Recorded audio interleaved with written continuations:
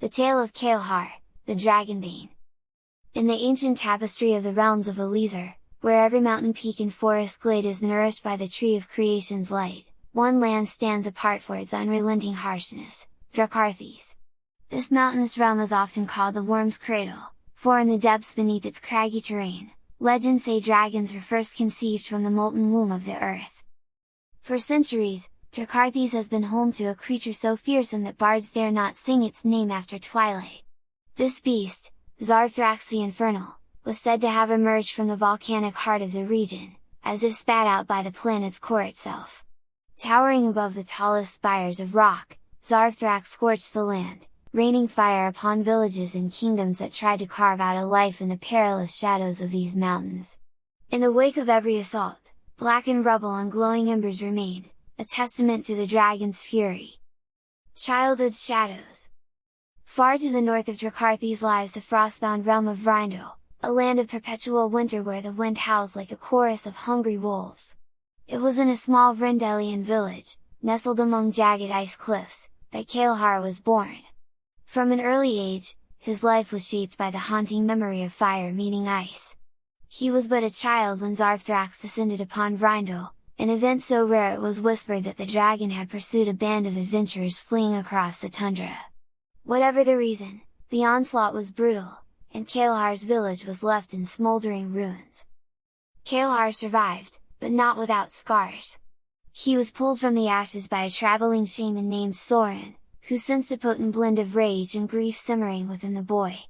Over the following years, Soren not only healed Kaelhar's wounds but also taught him to channel his fury.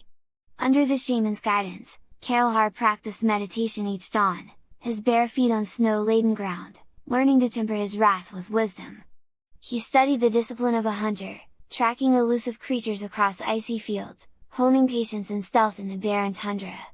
When he reached adolescence, Kaelhar's physique was lithe but powerful, and his eyes held the same cool intensity as the frost that shaped him. The catalyst for revenge. By the time Kaelhar reached adulthood, Vrindle's elders whispered that he was destined for something greater than mere survival. Word of Zarthrax's renewed attacks on Dracarthes spread across Elysar like wildfire. One grim day, a band of wounded refugees arrived in Vrindle, seeking shelter and telling harrowing tales of settlements turned to cinder and warriors scattered like leaves. Their stories reignited Kaelhar's memories of the day he lost his home. Determined to prevent others from sharing his fate, he vowed to take up arms against the dragon. It was then that Soren revealed the secret of Aetherfang, a spear forged using rare celestial metals said to be harvested from meteorite fragments. The shaman had crafted it over many winters, honing its design and imbuing it with the arcane frost magic of Vrindle. Unlike typical steel, Aetherfang's blade held the biting cold of eternal ice, rumored to be capable of cancelling out even the fiercest dragonfire. The spear's haft was carved from ironwood, dense, dark, and nearly unbreakable, carved with runes signifying harmony between rage and patience. The journey to Dracarthes. Armed with Aetherfang and fortified by unwavering purpose, Kaelhar set forth, venturing across the glacial wastes toward Dracarthes. The transition from freezing tundra to mountainous terrain was drastic. Jagged peaks lay ahead like teeth on the horizon, their summits often shrouded by volcanic smoke. As Kaelhar approached the edges of Dracarthes, the bitter cold gave way to sudden blasts of heat and noxious sulfur, a sign he was entering the dragon's dominion. Signs of Zarthrax's wrath greeted him at every turn. Blackened skeletons of trees jutted from scorched ground. Rivers of half-cooled lava snaked through barren valleys, still steaming in the wind. Occasionally, the skies would darken with the silhouette of lesser drakes, smaller relatives of Zarthrax that patrolled these lands like watchful hounds. Kaelhar learned to hide in rocky outcroppings, timing his movements with the gusting winds to avoid detection. As he climbed higher into the mountains, snowfall gave way to ashfall. Faint tremors vibrated underfoot, as if the very earth recoiled at the presence of the fire drake dwelling within it. At night, Kaelhar slept uneasily in shallow caves, the dissonant roars of unseen creatures echoing through winding canyons. Each step forward was a confrontation with his own fear. He knew a single misstep could draw unwanted attention and end his quest prematurely. Trials among the ruins. Eventually, Kaelhar stumbled upon the ruined keep of Ashtonrith, perched on a precarious cliff overlooking a charred valley. History whispered that Ashtonrith had once been a bastion of dragon hunters. Its walls were scarred with deep gouges, melted in places by intense heat. Cautiously, Kaelhar explored the crumbling corridors, discovering centuries-old tapestries depicting knights dueling dragons. In the shattered remnants of an armory, he found relics of countless lost expeditions, rusted blades, shields warped by flame, and half-burned tomes detailing the vulnerabilities of various draconic breeds. Yet every artifact was a stark reminder of the fate that befell those who challenged Zarthrax. The keep was eerily silent, with only the sigh of the wind sifting through scorched arrow slits. Kaelhar felt the weight of history pressing down, but it steeled rather than crushed him. He spent a night there, meditating on the valor and missteps of the keep's former inhabitants. The next morning, with renewed resolve, he pressed on toward the fabled lair at Mount Igniver. The caverns of Mount Igniver. Mount Igniver was infamous for its violent eruptions, making it nearly impassable to most travelers. Jets of steam hissed from fissures in the rock, and the terrain was rife with hidden lava tubes. A sour stench of sulfur hung thick in the air, and the steady rumble beneath the ground hinted at the mountain's volatile temperament. Kaelhar ventured into an ancient tunnel system beneath Igniver's main ridge, guided by a map he had salvaged from the ruined keep. Under the dull glow of a torch, the environment revealed itself in fragments, obsidian walls that gleamed like black glass, twisted metal scraps from ill-fated warriors who had come before him, and strange inscriptions on the tunnel ceilings written in a language older than any living memory. As Kaelhar delved deeper, he began to sense a rhythmic pulse in the rock, a muffled heartbeat of unimaginable power. He realized the dragon's presence was amplifying the volcano's dormant rage, binding molten rock and flesh into a single, wrathful entity. Every step he took seemed to intensify the heat, until even beads of sweat felt like they could sizzle off his brow. In the dim glow ahead, he glimpsed flickers of orange, livid reflections on stone and stalactites. The tunnel opened into a colossal chamber wreathed in smoke and illuminated by the glow of molten rivers. Zarthrax's lair sprawled before him, its jagged walls carved out of volcanic glass. Pools of lava bubbled like living things, casting dancing light and shadow across the cavern's ceiling. At the cavern's center lay the dragon's hoard, or what remained of it, melted into grotesque shapes by the beast's scorching heat. Twisted lumps of gold and silver glinted dully, while heaps of blackened bones told of past adventurers who had dared to challenge Zarthrax. A sense of dread threatened to overwhelm Kaelhar, but he recalled Sorin's teachings: take each breath to steady your spirit, for courage is not the absence of fear, but the mastery of it. The infernal confrontation. Suddenly, the chamber quaked. From behind a towering cluster of obsidian spires, Zarthrax emerged in all its terrifying splendor. The dragon's massive form was a tapestry of scarlet scales that glowed like embedded embers. Steam rose where its scales met the cavern air, and every inhalation seemed to feed the inferno in its chest. When Zarthrax roared, it was as though the entire mountain answered. Kaelhar stood his ground, spear at the ready. He felt the ice with an etherfang respond to the overwhelming heat, a crackling aura of frost enveloped the blade. Anger and adrenaline coursed through him, but he kept a tight rein on both. One false move, and I'm dead, he thought. The dragon lunged, spewing a torrent of fire that rolled across the cavern floor like a crimson tidal wave. Kaelhar vaulted behind a rocky outcrop, the flames licking at his heels. In that moment, Dracarthes itself seemed alive, with tremors splitting the ground and hurling shards of jagged rock in all directions. Eager to strike back, Kaelhar darted forward under the cover of swirling ash, thrusting Etherfang towards Zarthrax's underbelly.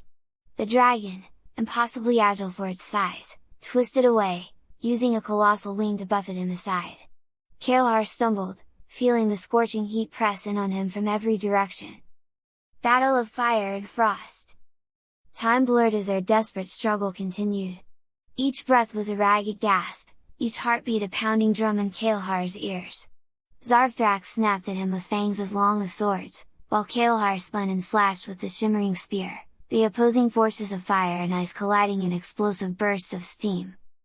When the dragon momentarily recoiled, Kaelhar seized the opening to set a trap. He hurled a pair of weighted chains, fashioned from an alloy known to withstand dragon flame, around the beast's nearest wing.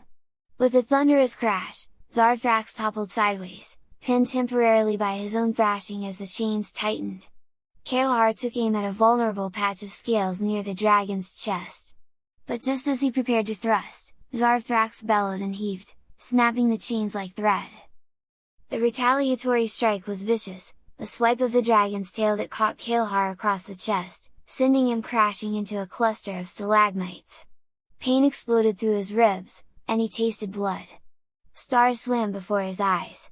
This is it, he thought, the edge of despair nipping at him.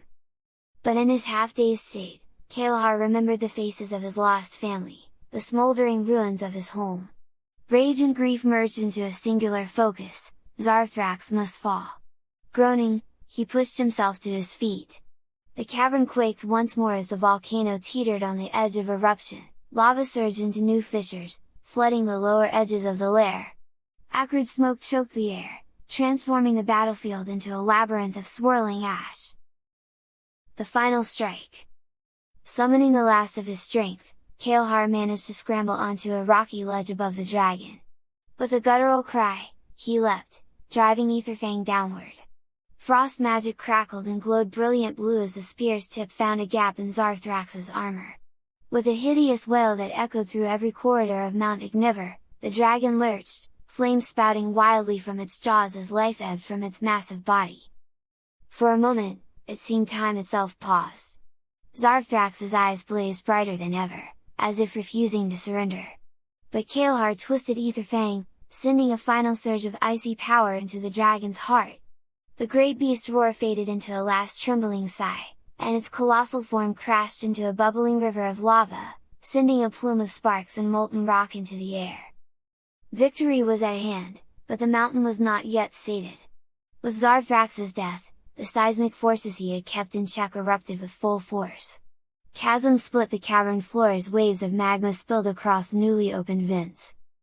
Amid the chaos, a flicker of intense light caught Kaelhar's eye, the heart of Zarthrax, a gem-like fragment glowing with raw, living fire. It floated momentarily above the dragon's remains, as if not bound by physical laws. Despite the scorching heat, Kaelhar pressed forward and grasped the artifact, wincing at the scorching sensation coursing through his gauntlets. Escape and aftermath. Weary and in excruciating pain, Kaelhar clutched the heart of Zarthrax to his chest. The ground lurched beneath him, boulders tumbled from the cavern ceiling, and jets of superheated steam burst from cracks in the walls. Desperate, he raced along the swaying ledge, vaulting over fissures of seething lava until he finally spotted a faint glow that led back to the tunnel. He emerged onto the mountainside just as the upper slopes of Mount Igniver began to collapse inward under the force of the eruption. Gasping for clean air, Kaelhar watched rivers of lava spill from the summit, igniting the night sky. He realized he had no time to relish his victory, survival demanded he flee. Summoning the last shreds of energy, he descended Drakarthi's treacherous paths, stumbling over fallen rock, guided only by the flicker of starlight. Only at dawn, when he reached the lower foothills, did he allow himself to rest. The heart of Zarthrax hummed faintly, pulsing like a second heartbeat.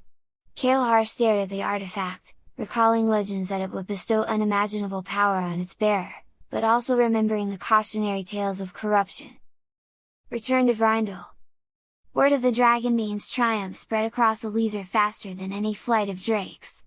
When Kaelhar at last stepped onto the frigid tundra of Vrindle, he was greeted by throngs of villagers, many of whom wept with gratitude. Fires were lit in the village square, not for destruction, but for celebration. Children, who had only heard rumors of the world beyond the icy cliffs, gazed upon Kaelhar with awe. Yet despite the feasting and the cheers, Kaelhar felt a lingering unease. He knew that in seizing the dragon's heart, he had taken up a burden that could yet consume him if he gave in to ambition or anger.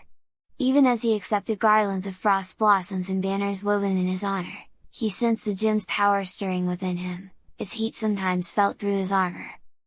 In a quiet moment of reflection, Kaelhar visited the spot where his childhood home once stood.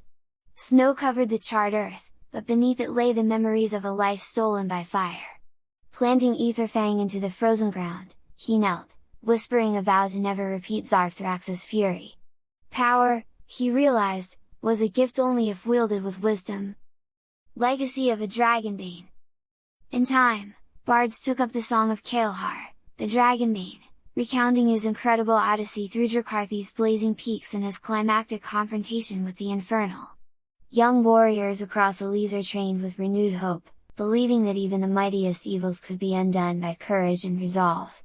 In the bustling markets and quiet village gatherings, travelers shared stories of Kaelhar's unwavering quest, passing on the lessons of caution and humility in the face of overwhelming strength. Though he now bore the weight of legendary status, Kaelhar kept to his roots. He traveled often between Vrindle and other lands, lending his spear to help quell lesser threats, using his knowledge of hunting and tracking to protect settlements against marauding beasts. Some say he even vanished for long stretches, seeking a means to steal or destroy the heart of Zarthrax forever, lest its dark promise of power endanger the world. And so ends this telling of the tale of Kaelhar, the Dragonbane, an epic saga of vengeance and valor, of fire and ice, and of a hero's choice between destruction and salvation. It reminds us that bravery is not the absence of fear but the triumph over it, and that even the greatest victories carry a shadow. Kaelhar's legend endures, etched in the annals of Elysar's most treasured lore, a beacon to all who dare challenge the terrors lurking in the night.